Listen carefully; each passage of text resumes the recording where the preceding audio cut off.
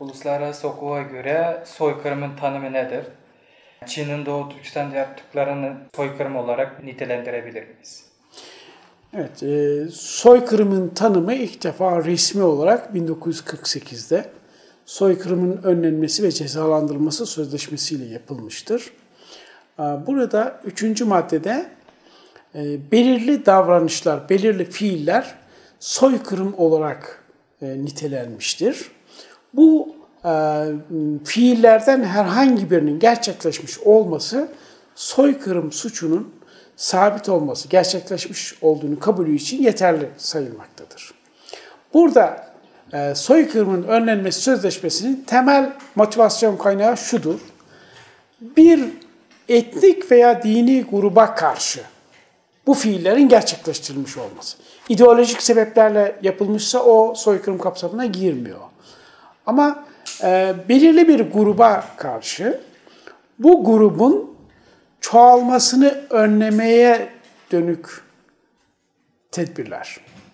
Bu soykırımın görünüm biçimlerden biridir. Aynı şekilde bir grubun etnik veya dini açıdan çoğalmasını önlemek, kültürünü devam ettirmeyi önlemek amacıyla gruba mensup çocukların o grup mensupları istemediği halde zorla almak.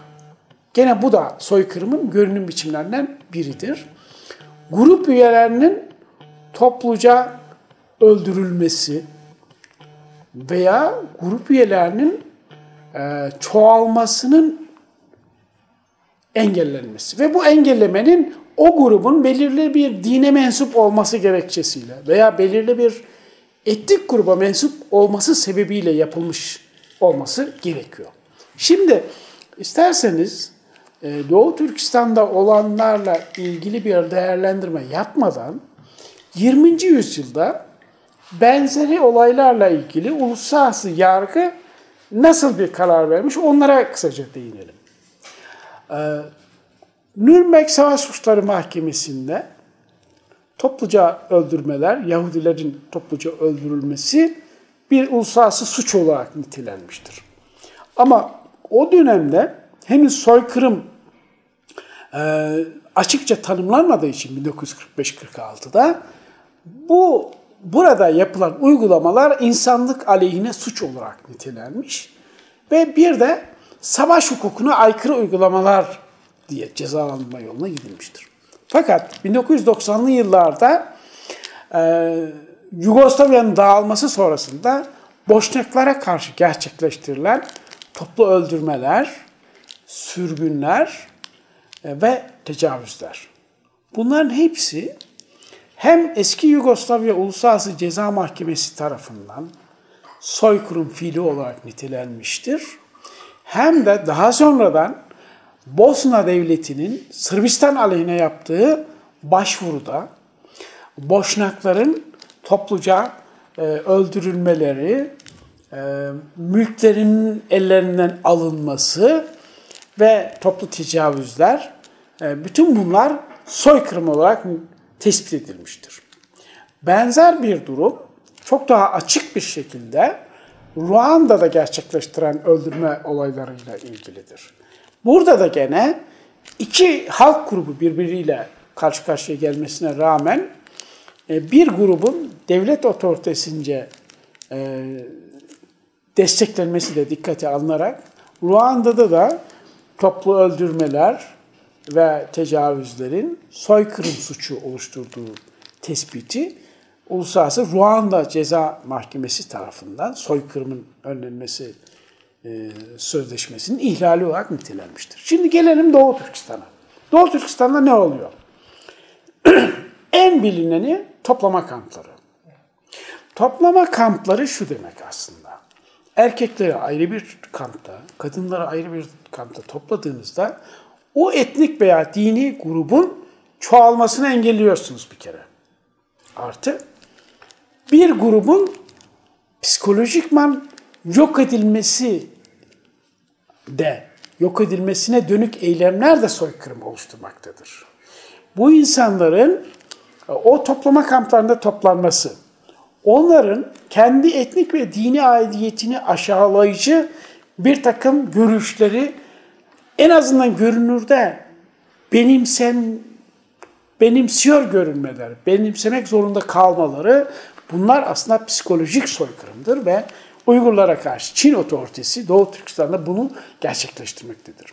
Daha vahim olanı nesli bozmaya dönük Çin devletinin uygulamaları. Bu nedir?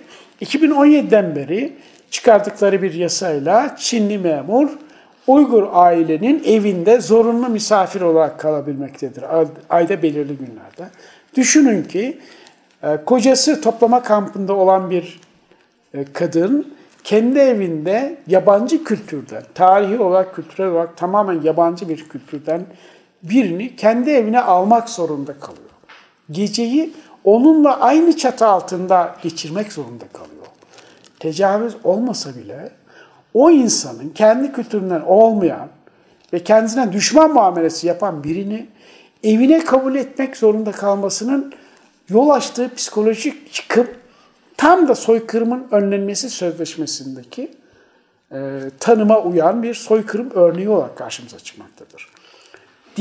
Çin devletinin diğer bir uygulaması nedir? Doğu Türkistanlı çocukların ailelerinden zorla alınıp bir takım yatılı okullara götürülmesi, onlara Çinli giysileri giydirilmesi, Çince öğretilmesi. Düşünün ki 5-6 yaşındaki bir çocuk zaten kendi ana dilini henüz tam öğrenmemiştir. Dolayısıyla buna başka bir dil öğretildiğinde, başka bir kültür empoze edildiğinde bu insan büyüdüğünde artık bir Uygur olarak kalma şansı fiilen mümkün değildir. Dolayısıyla burada gene soykırımın önlenmesi sözleşmesindeki soykırım sayılan fiillerden biri olarak karşımıza çıkmaktadır. Tabii keyfi tutuklamalar, mallarına el konması, işte pasaport verilmemesi gibi bütün bu olaylar aslında Çin devletinin Doğu Türkistan'da yaşayan Uygur, Kazak, Müslüman halka karşı bir soykırım iradesi içerisinde olduğunu açıkça kanıtlamaktadır. Nitekim Çin devleti bu kampları önce inkar etmiştir. Daha sonra işte tevil etmeye çalışmıştır. Eğitim kampı, meslek edindirme vesaire. Ama orada şöyle bir soru aklımıza gelmesi lazım. Bir profesörü eğitip ne yapacaksınız? Yani sadece eğitimsiz insanlar yok ki. 3 milyona yakın insanın kampta tutulduğu söyleniyor. Artı bir takım insanların suç işlediği gerekçesiyle Çin işlerine götürüldüğü. Yani 1300-1400 milyon nüfusu olan bir ülkede zaten nüfusu %1'e bile karşılık gelmeyen bir halk grubunun üyelerini iç kesimlerine götürdüğünüzde onları aslında yok ediyorsunuz. Yani çoğalmasını önlemek, neslini sürdürmek, kültürel döngüsünü vesaire hepsini engellemiş oluyorsunuz. Peki burada aslında yani Yahudilerle ilgili, Boşnak Müslümanlarla ilgili, Ruanda'da Tutsilerle ilgili uluslararası yargı mercilerinin verdiği kararlar var. Bunların soykırım olduğuna ilişkin. Henüz Doğu Türkistan'la ilgili böyle bir yargılama söz konusu değil. Ama diğer kararlara baktığımızda Doğu Türkistan'da olup bitenlerin aslında soykırımın daha irkiltici, daha yok edici bir evresi olarak görebileceğimiz fiiller gerçekleşmektedir Doğu Türkistan'da. Şimdi burada ne yapmak lazım? Öncelikle dünyayı bu konuda sürekli bilgilendirmesi gerekiyor. Özellikle Uygur entelektüellerinin, aydınlarının bunu yapması gerekiyor.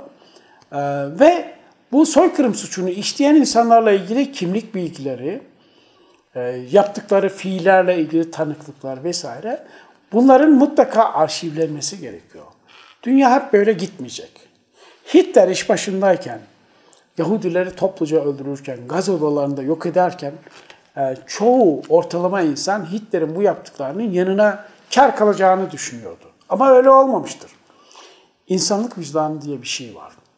İlahi adalet diye bir şey var. Onun için Çin'in bu yaptığı Doğu Türkistanlara karşı gerçekleştirdiği bu fiiller er veya geç dünya insanlık vicdanı tarafından bir şekilde sorgulanacaktır. Ve onun için hem dünyayı bilgilendirmeye devam etmek gerekiyor hem de bu toplama kamplarında görev alan kişiler, zorla gelip evinde misafir kalan Çinli kamu görevlileri, bunlarla ilgili mümkün olduğunca kimlik bilgileri, ne iş yaptıkları gibi bilgilerin mutlaka özgür dünyada arşivlenip saklanması gerekiyor. Çünkü bir gün bunlar hesap vermek zorunda kalacaklar.